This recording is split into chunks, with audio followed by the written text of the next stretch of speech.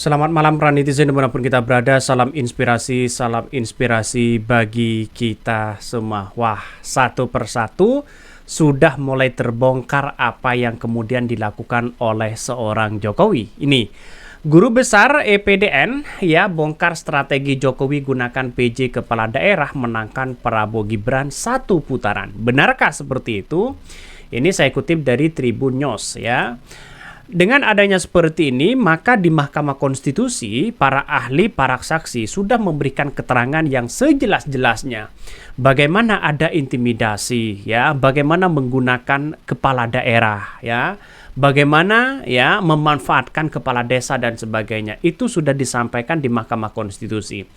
Tinggal putusannya saja begitu kan. Artinya apa? Kalau memang ada dugaan-dugaan seperti itu, maka jelas KPK akan MK akan melihat di situ begitu. Apakah benar atau tidak begitu kan.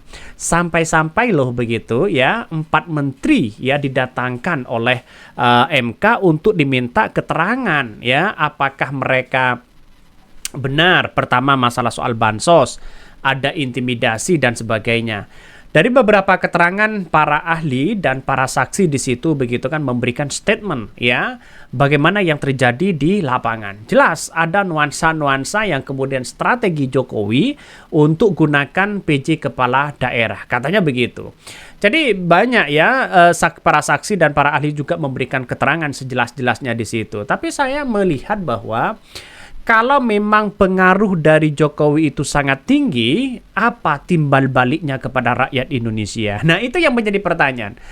Ya, jelas yang menjadi yang menjadi dampak negatifnya itu adalah rakyat, ya. Maka seolah-olah rakyat ditakut-takuti dengan nuansa-nuansa seperti itu. Jadi artinya apa? Banyak yang kemudian sebuah realitas ya yang kemudian dianggap sebagai dianggap sebagai cawi-cawi yang kuat ya, maka setidaknya kalau menurut saya pribadi MK harus berpikir ulang untuk melihat kenyataan seperti ini. Apakah benar ya ada peran penting di situ begitu atau tidak begitu kan. Ini merinding sekali katanya ya. Dari semua aturan yang dibuat oleh Jokowi di DPR RI punya kontribusi besar memuluskan undang-undang yang dibuat, terutama PDP Perjuangan, Nasdem, PKB, dan P3 sebagai partai pengusung penguasa. Selama ini kalian ngapain? Menjilat presiden untuk bisa dapat proyeksi dan jabatan. Ini komentar-komentar dari netizen begitu kan ya. Artinya apa?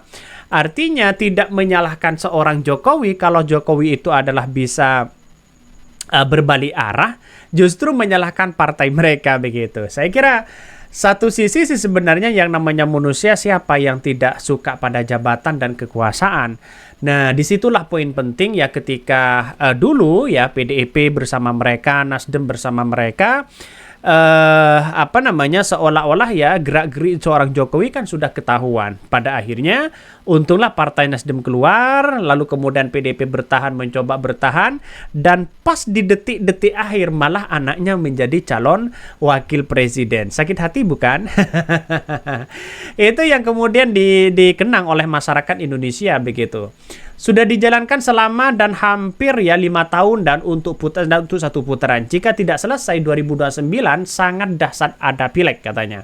Jadi dampaknya sangat fantastis di situ begitu. Tidak hanya rakyat ya, bahkan demokrasi kita menjadi korban dalam ketertinggalan berdemokrasi yang ada di Indonesia. Ya tidak maju-maju artinya seperti itu.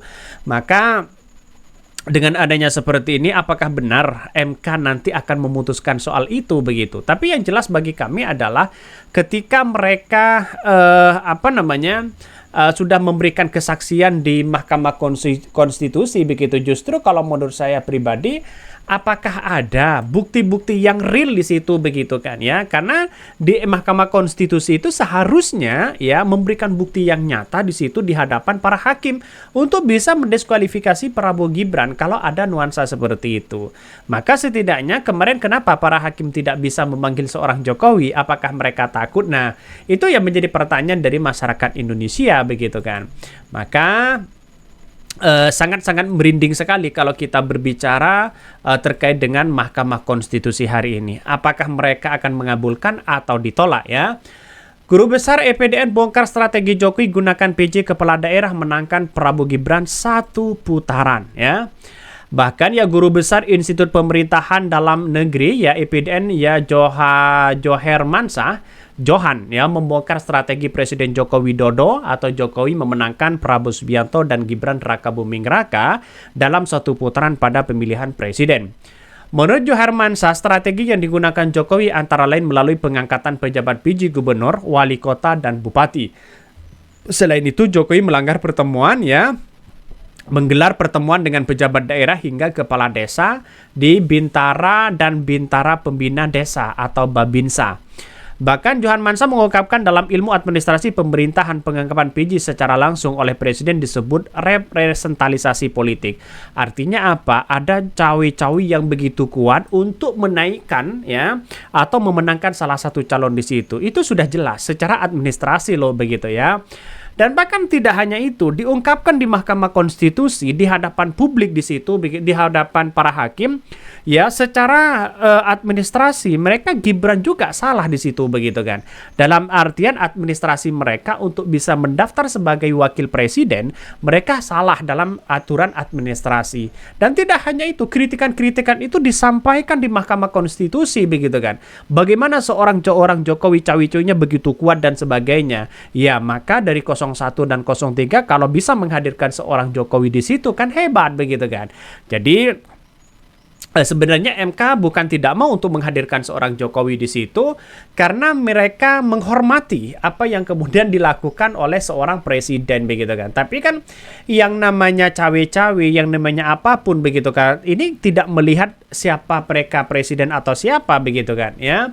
Seperti contoh misalnya ya bagaimana pengusaha kelas kakap begitu luar biasa begitu di Vietnam, mereka dihukum mati gara-gara ya korupsi berapa triliun, 200 triliun di situ begitu.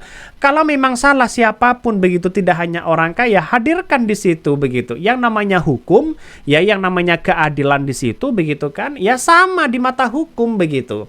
Maka dengan adanya seperti ini maka jelas begitu kan ya. Dia menjelaskan di era pemerintahan Presiden Susilo Bambang Yudhoyono pengangkatan PJ kepala daerah yakni wali kota dan bupati dilakukan Menteri Dalam Negeri Mendagri. Hanya pengangkatan PJ gubernur yang sewenangnya ya kewenangan berada di presiden. Pengaturannya mulai PP nomor 6 tahun 2025 syaratnya antara lain PJ kepala daerah adalah orang-orang yang memahami administrasi pemerintahan. Tapi buktinya sekarang gimana ya dengan realitas PJ kepala daerah yang ada di di Aceh begitu kan ya. Tiba-tiba mereka belum nyampe kepada masa waktunya mereka diganti begitu. Ada apa? Nah, itu yang mesti dipertanyakan penting di situ. Dia menyebutkan bentuk strategi Jokowi untuk mengendalikan atau mengontrol para PJ kepala daerah juga terlihat dari penentuan beberapa pejabat yang bukan berasal dari Kemendagri atau pemerintahan setempat. Sudah jelas di situ. Sangat-sangat disayangkan begitu kan ya dengan pemilu di 2024 ini. Ya jelas mereka karena begitu banyak yang kemudian di Mahkamah Konstitusi itu memberikan penjelasan bagaimana PJ yang diatur-atur ya untuk memenangkan salah satu calon ya. Sudah disampaikan oleh guru besar ini di hadapan Mahkamah Konstitusi di situ ya. Nanti Mahkamah Konstitusi akan menjadi pertimbangan benar nggak cawe-cawe Jokowi seperti itu atau bagaimana begitu kan. Oke, yang begini itu yang kami sampaikan ya. Tonton terus channel Hodari Podcast Rakyat ini karena ada berita-berita menarik dan viral setiap harinya. Salam para netizen, salam inspirasi bagi kita semua. Jangan lupa di subscribe channel YouTube Hodari Podcast Rakyat ini.